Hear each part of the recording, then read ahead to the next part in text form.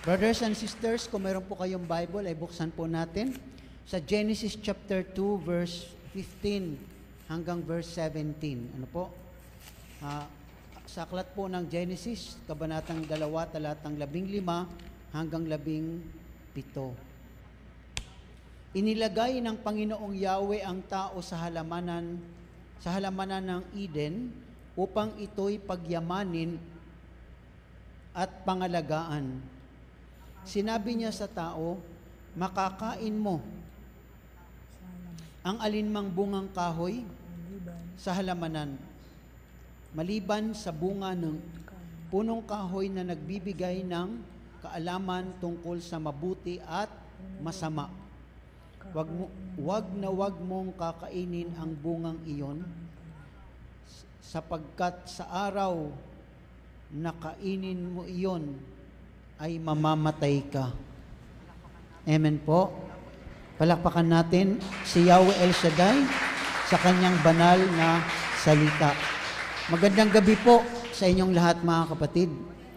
Sige po, makakaupo na po kayo at shout out muna tayo sa mga kapatid natin na nanonood sa YouTube. Ano po? At nakikinig sa radio. Diyan lang po kayo at dito naman kami. Brothers and sisters, alam niyo po habang nagpe-pray po ako kay Lord, sabi ko, Panginoon, ano po ba yung gusto niyong mensahe, ano po, na gusto niyong marinig ng bawat dadalo sa gawain nga ngayon. Tapos binigyan po ako ng Panginoon ng revelation message, brothers and sisters, at ito po ay tungkol sa ugat at solusyon ng ating mga problema sa buhay. Kasi po, kung mapapansin natin ay kung tayo man po ay unbelievers or believers in Christ, pareho lang po may problema. Diba? Wala ka sa Diyos, wala kang relasyon sa Diyos, may relasyon ka sa Diyos, you will encounter problems. And no one is exempted. Wala pong exempted. Sabi nung kausap ko minsan, nung sinabi ko yun, na kay Lord ka, wala ka kay Lord, pareho namang may problema eh. Sabi niya, ano ang pagkakaiba? Sabi niya sa akin, ano po? Sabi ko, ang pagkakaiba ay simple. Pag ikaw ay na kay Lord, ikaw ay believer in Christ, pag may problema ka, may tutulong sa iyo. Diba? Tutulungan ka ng Diyos. Kasi meron kang personal relationship sa Kanya. Pero kako, kung wala kang Diyos sa buhay mo, you will have problems and you will face it alone. Diba? Kasi wala namang obligasyon ang Diyos sa iyo. Hindi naman kayo magkaano-ano. Diba? Kaya nga, yan ang importante, kaano-ano ba natin si Lord. Nung ako po ay nasa Australia sa Brisbane, Queensland noong year 2000 at saka 2001. So may gawain po doon sa Gold Coast, ano? Yung mga nakarating na po ng Australia at nakarating na po doon sa Queensland, ano po, ang Gold Coast po ay part po ng state yan ng Queensland. So, ang kanilang pinaka-capital city is Brisbane. So, may gawain po kami doon sa Gold Coast. At isang gabi, kasi gabi yung gawain, siguro mga every Monday yun, ay nakinig yung parish priest. Puti siya, Australian. So, ang naging ko doon, message ko doon na, nabanggit ko doon sa aking preaching na, kaya nagkakaroon ng sakit, nagkakaroon ng karamdaman ang tao dahil sa kasalanan. Yun po yung isa sa nabanggit ko. Because nagkasala ang tao. Ano po? Sabi ko, kung hindi nagkasala ang tao, kung hindi sumuway ang tao, walang kasalanan. I mean, walang karamdaman. So yun ang parang nag-open kung bakit nagkaroon ng karamdaman. Ngayon, pagka Sabado po ay pumupunta po ako doon sa Harvey Bay. Harvey Bay is a countryside. Meron po kaming gawain kasing gawain sa Brisbane is Sunday. So, pumupunta po ako doon. At yung spiritual director doon at that time ay pure Australian talaga, puti siya. So, meron kaming fellowship every Saturday morning. Ano po, doon po ako medyo nahirapan kasi hindi siya marunong magtagalog. Kaya ang usapan namin ay English talaga. Basta nagkakabalo-balok man, sige lang. So, tapos sabi niya, tumawag daw sa kanya yung parish priest ng Gold Coast. Patungkol daw doon sa aking message na, sabi niya, ang sabi ng preacher kagabi ay, kaya daw may karamdaman, may sakit dahil sa kasalanan. Tapos, ang sabi daw niya, nung nag-uusap sila, paano naman si Job? Sabi niya, si Job nagkasakit yun, it's not because he sinned against God. So, medyo mabait naman yung spiritual director, so, dinepensahan niya ako tungkol doon. So,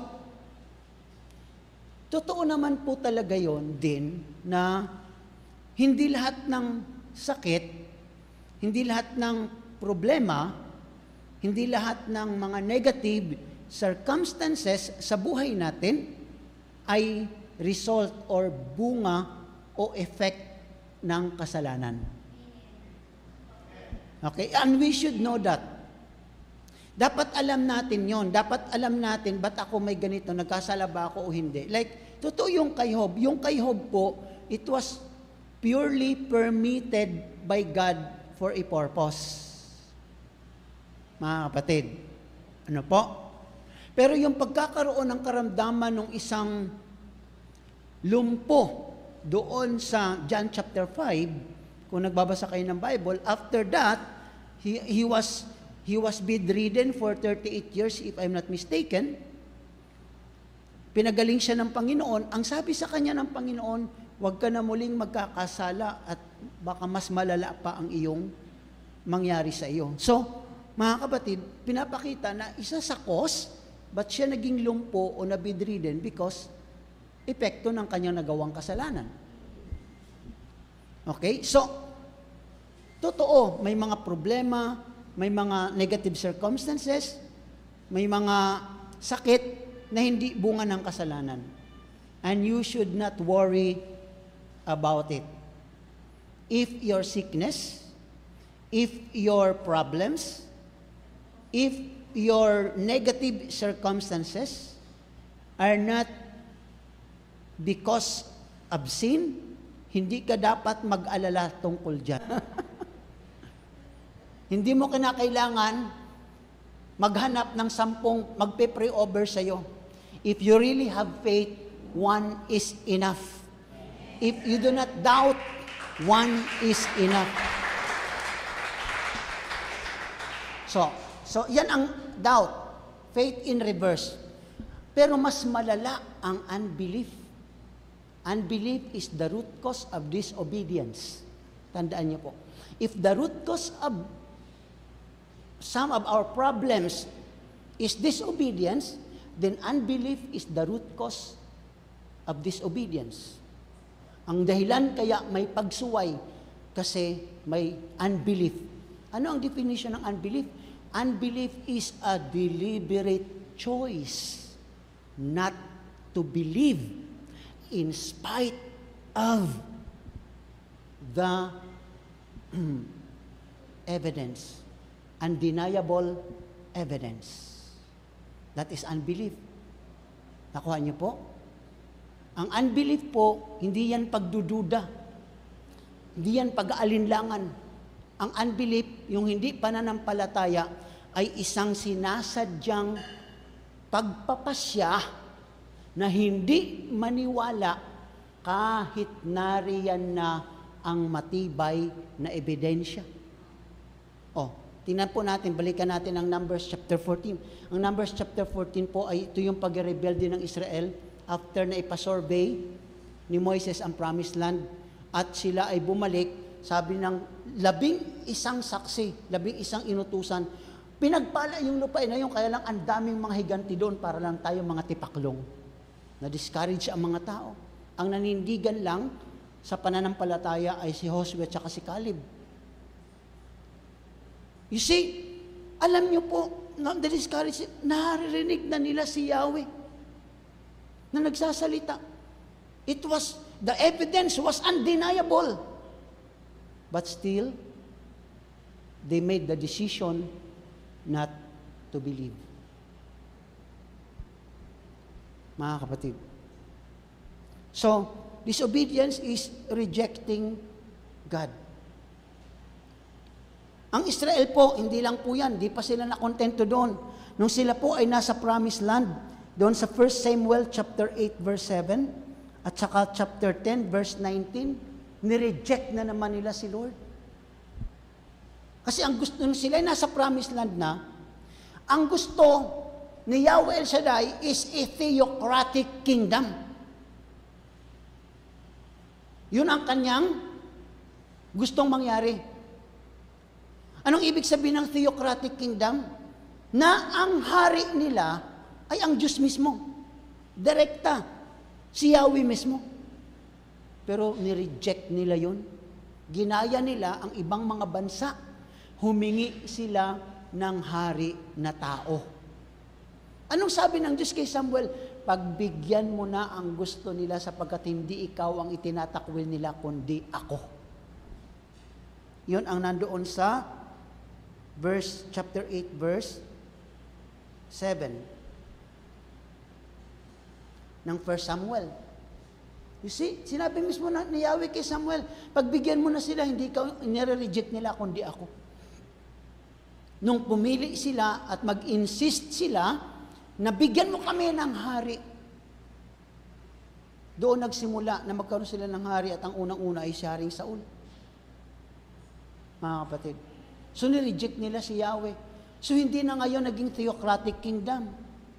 Mga kapatid, kundi isang kaharian na pinamumunuan ng isang hari. Hindi pa sila nakontento. Alam nyo, hindi pa sila nakontento doon. Brothers and sisters, nung ang Israel ay nasa panahon na ng ating Panginoong Hesukristo, nung magkatawang tao si Jesus, ayun, nireject na naman nila ang Diyos sa pamamagitan ni Jesus. At yan ay makikita natin sa Matthew 27 verse 24 to 26. 21 to 24. Matthew 27 verse 21 to 24. Nireject nila si Jesus. Mga kapatid. Anong sabi ni Poncio Pilato? Gusto na niyang palayain si Jesus eh. Kasi wala naman siya makita matibay na pruweba na totoo yung kanilang mga charges. Ang ginawa na lang ni Poncio Pilato, mga kapatid, pinalabas niya, pinapunta doon si Barabbas. Sabi niya, si Barabbas, he was a notorious criminal. Ang sabi niya, sino ang gusto niyo na palayain ko? Si Barabbas o si Jesus of Nazareth? Inudyokan ng mga saserdote ang mga tao, piliin natin si Barabbas. Piliin natin si Barabbas. So ang sigaw ng mga tao, si Barabbas! Si Barabbas! Sabi naman ni Poncio Pilato, anong gagawin ko? Kay Jesus of Nazareth, sabi niya, ipako sa krus yan, patayin yan. Mga kapatid, and they rejected God again.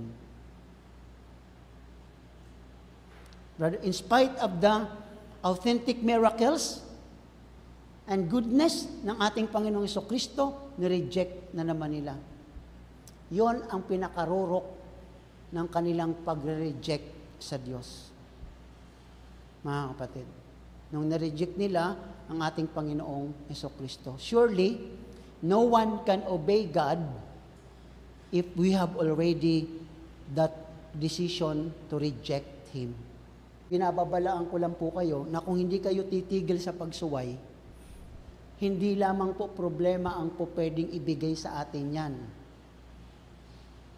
Yan po ay po pwedeng humantong sa kamatayan at yan po ay po pwedeng dalhin tayo sa impyerno. Bibigyan ko kayo ng halimbawa. Alam niyo yung kwento tungkol kay Lazaro at ang mayaman?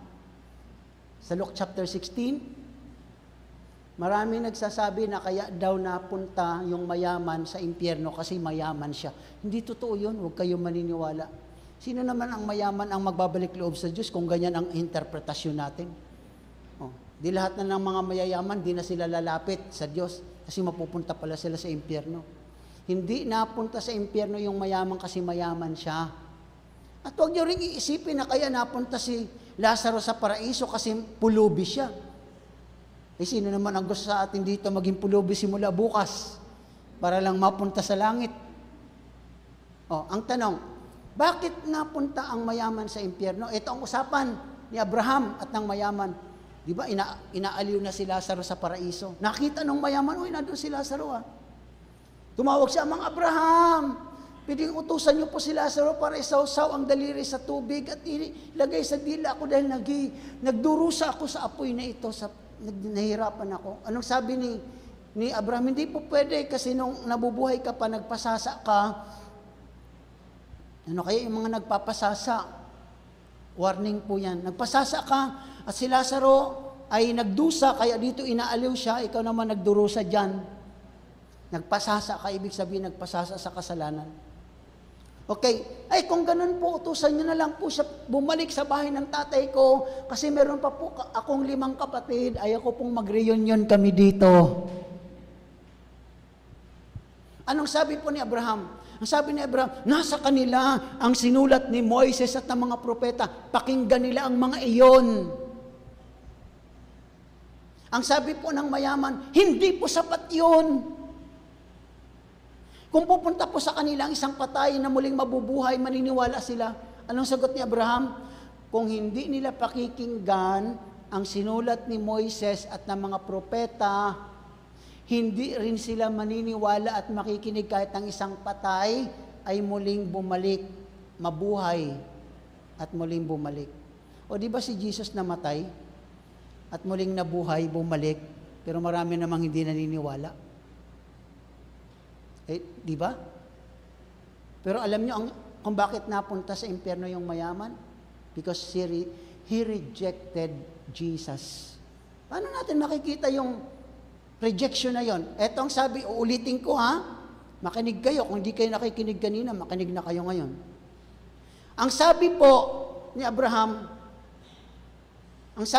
nasa kanila ang sinulat ni Moises at ng mga propeta, pakinggan nila ang mga yon. Ang sabi po ng mayaman, hindi po sapat yon.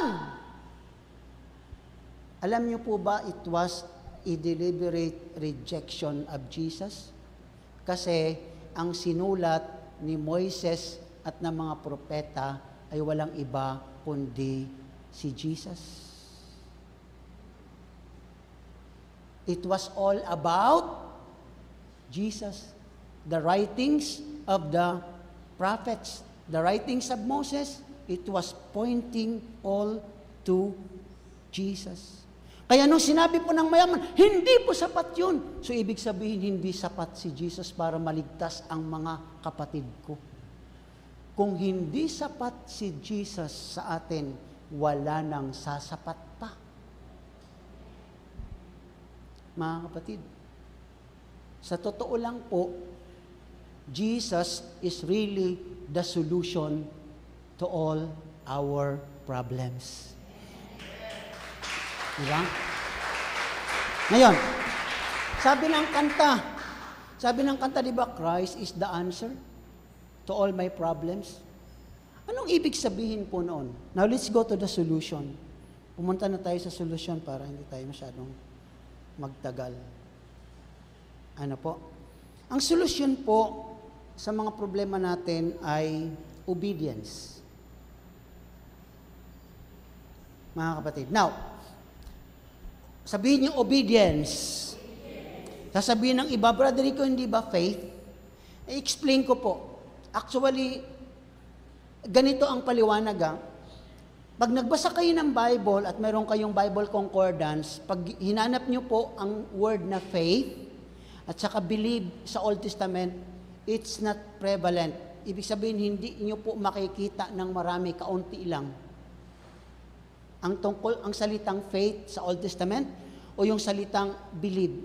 Ang binibigyan ng diin sa Old Testament is obedience, obedience, obedience, obedience, obedience. Alam niyo po kung bakit? Kasi sa Old Testament times, brothers and sisters, faith and obedience are synonymous. Alam niyo po ibig sabihin ng synonymous? Magkasing kahulugan. Ang ibig sabihin, mga kapatid ko minamahal, ipinapakita na if you are an obedient person to God, you are also a person of faith. Nakuha niyo po? Kailangan makuha niyo para hindi kayo ang kunin. Okay po? Kapag ikaw ay obedient, you are also a person of faith. Vice versa. If you are a person of faith, it should be displayed. It should be, parang proven by your obedience. Kaya, yung obedience ay proof. Kasi hindi natin nakikita ang faith. Hindi ko naman nakikita yan. Kasi nasa loob ng puso ang faith eh. Diba? Sa Romans chapter 10, kung mananampalataya ka, chapter 10 verse 10, if you believe in your heart. So nasaan ang location ng faith? Nasa puso. Now, paano mo mapapatunayang may faith ka? Yun. Kailangan natin dyan ng proof, ng evidence. Ang evidence ng faith sa Old Testament is obedience. Mga kapatid. So if we are obedient, we are a person of faith. If we are disobedient, we are a person of unbelief. Mga kapatid. Okay po? Now, under the law, ito under the law ha, sabihin, during the time of Moses, pag binasa po natin ang Deuteronomy chapter 28, yan po ay 66 verses. Ang Deuteronomy chapter 28, if I'm not mistaken. Yung verse 1 to 15 speaks of the blessings of God. Yung verse 16 to verse 66 speaks of the curses.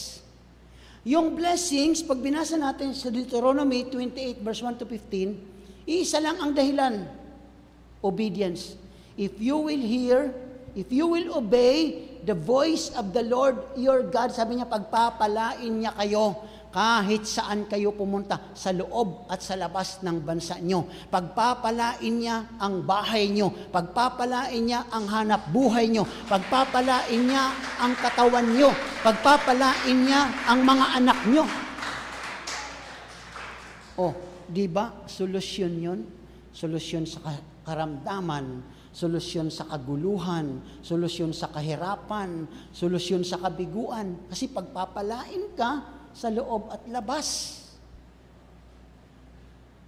Pagpapalain ng tahanan, pagpapalain ng katawan, ng kalusugan, pagpapalain ng hanap buhay. Di ba solusyon yun?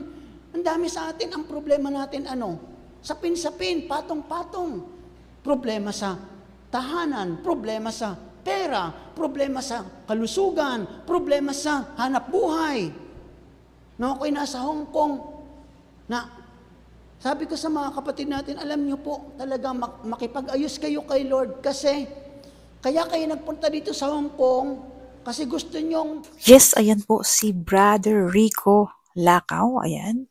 Ang gawain po na ito ay sa Amorsolo Prayer Meeting noong February 13, 2025. Ayan po, ito po ay latest hindi po ito playback. Ayan, this is only 2 weeks ago. Ayan, sobrang siksik liglig, no? Yung mga mensahe na binitawan yung mga mensahe na binahagi dito ni Brother Rico Lacao ay isa na dito yung kanyang verse na ginamit, yung Genesis chapter 2, verse 15 to 17. At ito nga po ay ang unang pagsuway ng tao sa Diyos. At na-share din po ng ating disciple preacher na si Brother Rico ang obedient, ang reward ng pagiging obedient natin sa Panginoon. At syempre na-share din niya ang curse ng pagiging disobedience. At yung favorite part ko dun ay yung si Lazaro at ang mayaman. So ayan, basahin po natin ng konti. At ito po ay sa Lucas 16:19. Ang mayaman at si Lazaro. May isang mayaman na nagdaramit ng mamahalin at saganang-sagana sa pagkain araw-araw. At may isa namang pulubing nangangalang Lazaro, tadtad ng sugat na nakalupasay sa may pintuan ng mayaman, upang mamulot kahit mumong nahuhulog mula sa hapag ng mayaman. At dooy nilalapitan siya ng aso at dinidilaan ang kanyang mga sugat. Namatay ang pulubi at dinala ng mga anghel sa piling ni Abraham. Namatay din ang mayaman at inilibing. Sa gitna ng kanyang pagdurusa sa Hades, tumingala ang mayaman at kanyang natanaw sa malayo si Abraham, kapiling si Lazaro, at sumigaw siya, "Amang Abraham, mahabag po kayo sa akin. Utusan ninyo si Lazaro na isawsaw sa tubig ang dulo ng kanyang daliri at palamigin sa aking dila." So ayun, po tayo magtagal. So, yung nabanggit po ni Brother Rico, yung mayaman po, napunta po siya sa impyerno, hindi dahil hindi niya tinulungan si Lazaro. So, nabanggit po ni Brother Rico, because nireject po niya ang Panginoon sa pamamagitan ng hindi paniniwala sa Biblia. So, sinabi ni Abraham, nasa kanila ang mga sulat ni Moises at ng mga propeta. Papakinggan nila ang mga iyon. O ang sagot niya, hindi po sapat yun. So, ibig sabihin, hindi siya naniniwala sa Biblia. And kapag hindi ka naniniwala sa Biblia, hindi ka naniniwala kay Kristo, sa Diyos. Kaya doon siya humantong sa apoy ng impyerno. Di ba nakakatakot po? So, napakakapal ng Biblia para hindi mo paniwalaan. Bakit hindi ka maniniwala? Ang Biblia ay solusyon sa lahat ng ating problema. Walang labis, walang kulang. Kaya ang hahantungan ng mga sumusuway at hindi naniniwala sa Panginoon ay impyerno. Amen po. So, dapat ngayon pa lang inaalam natin, pinagdinilayan na natin ang salita ng Diyos. Diba? Ay napakarami pong ibinahagi si Brother Rico. At na-share din niya yung Deuteronomy 28. So, ayan, basahin din po natin ng konti. Konti lang. So, ayan, ito po ang Deuteronomy 28. So, tama po yung sinabi ni Brother Rico Lacao na yung verse 1 to 15 ay puro siya sa blessing. So, dito po ako na-bless nung ito po yung nabasa ko na Deuteronomy 28, chapter 3. Ayan, kayo'y pagpapalain niya sa loob at labas ng inyong bayan. Amen, di ba? Ito po ay ang ating mga OFW. Ayan, kasama po ako doon. Yung mga malayo po sa Pilipinas. Kayo ay pagpapalain niya sa loob at labas ng inyong bayan. Amen. At after po ng Deuteronomy 1 to 15, yun na nga po yung mga curse ng pagsuway ng disobedience. Isa po sa mga curse ng pagsuway sa Panginoon ay hindi nga raw po tayo pagpapalain ni Yahweh kapag tayo ay sumuway sa kanyang mga utos. O, diba? So, yun pag wala po tayong fear of the Lord, yung naniniwala tayong may Diyos, pero parang hindi tayo natatakot. Yung parang hindi, kasi pag wala kang holy fear, hindi mo rin makakayang sumunod sa Panginoon. So, dapat po pinapag-pray natin yan. Hingi po tayo ng wisdom at bigyan tayo ng holy fear, yung banal na pagkatakot sa Panginoon. So, ayan mga brother and sister, ilan lang po yun sa mga ang mga verses na na-share po ni Brother Rico, at marami pa po siyang naibahagi dito sa kanyang healing message sa Amor Solo Prayer Meeting. So, kung gusto niyo po panoorin ng buo, ang link po ng video, buong video ay nasa comment link below.